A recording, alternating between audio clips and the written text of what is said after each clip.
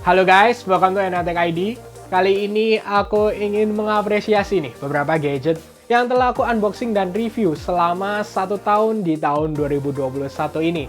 Ini merupakan tahun kedua nih dari segala handphone yang sebelumnya di tahun 2020 dan sekarang di tahun 2021.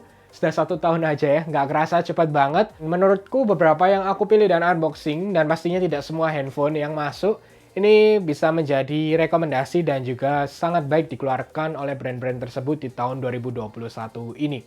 Tahun 2021 menurutku sangat baik bagi Indonesia juga karena banyak nih jenis-jenis handphone dari beberapa brand yang sebelumnya tidak dimasukkan di Indonesia secara resmi. Tahun ini menurutku banyak sekali dan lebih beraneka ragam jenis yang masuk resmi di Indonesia. Jadi pertama aku akan memisahkan sesuai dengan rentang harga seperti biasanya, dan kali ini di harga 5 jutaan ke bawah. Yang perlu aku apresiasi dan sangat mantap menurutku adalah Samsung Galaxy A52.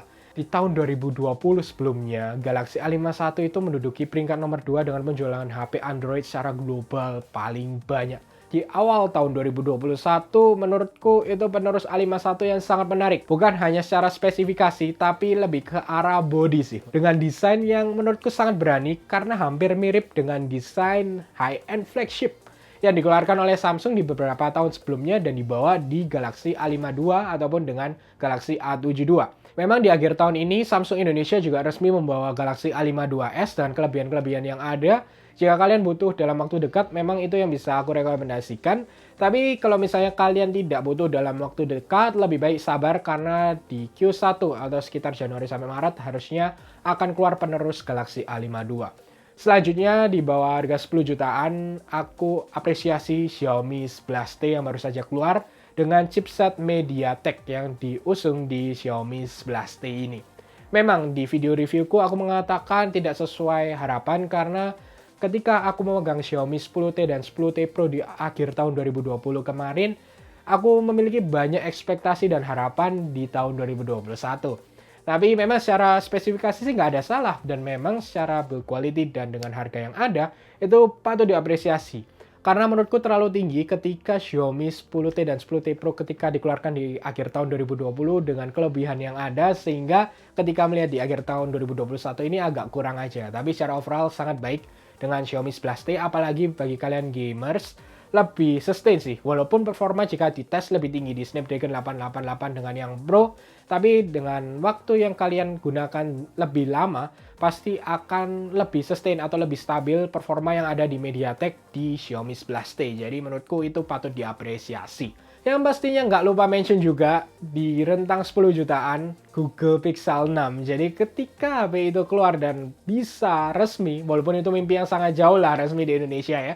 Karena dengan harganya yang resmi di Amerika sekitar 10 jutaan, 10 juta ke bawah ya, 9 juta sekian, ini bisa memberikan seluruh experience yang baik menurutku dari sebuah HP Android, yaitu pastinya dari Google sendiri, dengan chipset yang baru dengan Google Tensor, lalu kamera dengan megapiksel yang baru dengan 50 megapiksel setelah 12 megapiksel yang terus digunakan di HP Google, walaupun memang dengan hasil foto yang lebih baik di Google Pixel 6, tapi banyak faktor lah dari sisi lain yang menurutku tidak bisa direkomendasikan jika di harga tersebut, kecuali kalian benar-benar ingin merasakan Google Pixel dan juga kalian garis keras Google Pixel. Lalu naik nih, langsung saja aku pukul rata di 10 juta ke atas, yaitu dengan iPhone 13 Pro ataupun iPhone 13 Pro Max.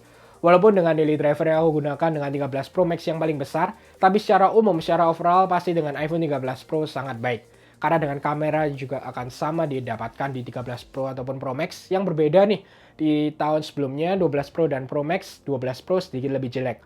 Lalu juga dengan baterai sudah jauh lebih baik dibandingkan 12 Pro, serta 120Hz ProMotion display juga hadir di 13 Pro. Jadi tidak ada perbedaan selain display yang lebih besar, lalu juga dengan baterai yang lebih besar di 13 Pro Max. Jadi kalau mau dengan iPhone baterai yang paling besar tetap ke 13 Pro Max.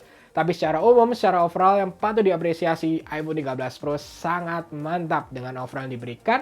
Apalagi dengan chipsetnya yang memberikan GPU core lebih tinggi dibandingkan 13 yang biasa, dengan kelebihan untuk gaming yang lebih baik dengan GPU core yang lebih tinggi. Tapi untuk sisi Android tetap ke Android yang dikeluarkan oleh Samsung dengan Galaxy S21 Ultra. Walaupun itu keluar di awal tahun 2021, di akhir tahun 2021 pun itu masih sangat menarik, sangat baik software terus diimprove oleh Samsung dengan computational photography yang lebih baik, fitur-fitur lebih baik. Lalu penanganan chipset Snapdragon ataupun dengan Exynos yang keluar di tahun 2021 ini juga lebih baik lagi.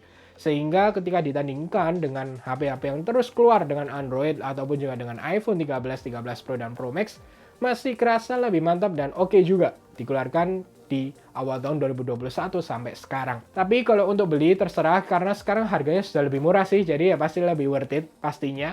Tapi kalau untuk sabar saja karena di awal tahun 2022 lebih tepatnya sekitar akhir Januari awal Februari akan muncul Galaxy S22 series dan S22 Ultra yang di blend ini dengan Galaxy Note yang sebelumnya sudah hilang di 2021 ada kembali hadir bercampur dengan Galaxy S series di S22 Ultra. Aku juga nggak sabar dengan penanganannya bagaimana dengan Qualcomm Snapdragon terbaru yaitu dengan 8 Gen 1 yang terbaru dikeluarkan oleh Qualcomm. Lalu selanjutnya untuk HP yang patut diapresiasi pastinya dengan inovasi yang terbaik yang dikeluarkan yaitu dengan Samsung Galaxy Z Fold 3. Kelebihan yang ada diberikan sangat baik menurutku. Kekurangan-kekurangan yang ada di Z Fold 2, Z Fold 1 itu semuanya datang hadir lebih sempurna, lebih siap untuk pengguna umum dan juga dengan harganya yang lebih murah. Jadi menurutku itu sangat patut diapresiasi dan mantap Samsung di tahun 2021 ini. Walaupun mungkin banyak nih dengan HP lipat yang telah keluar, Oppo Find N yang baru saja keluar walaupun masih di Cina.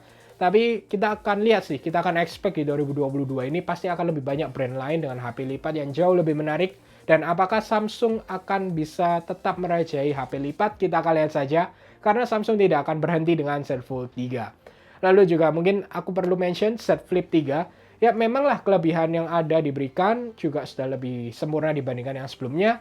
Tapi tetap untuk inovasi yang lebih baik menurutku di Z Fold 3 apalagi dengan S Pen support walaupun masih langkah awal itu cukup diapresiasi yang dikeluarkan di tahun 2021 ini. Terakhir yang aku pasti akan mention di video seperti ini yaitu ketika Apple mengeluarkan MacBook Pro 2021 dengan M1 Pro dan M1 Max.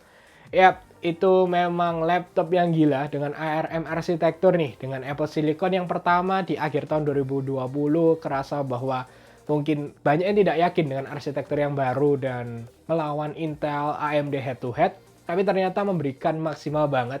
Apalagi dengan M1 Pro dan M1 Max dengan arsitektur yang sama dengan M1 sebelumnya tapi dengan core yang lebih besar dan lebih ke professional user, khususnya masih tetap di editing foto dan editing video. Hanya saja jika untuk masalah rekomendasi ke pengguna umum pastinya bukan untuk M1 Pro dan M1 Max karena dengan harga yang lebih tinggi juga. Lalu power menurutku sangat besar tidak untuk pengguna umum.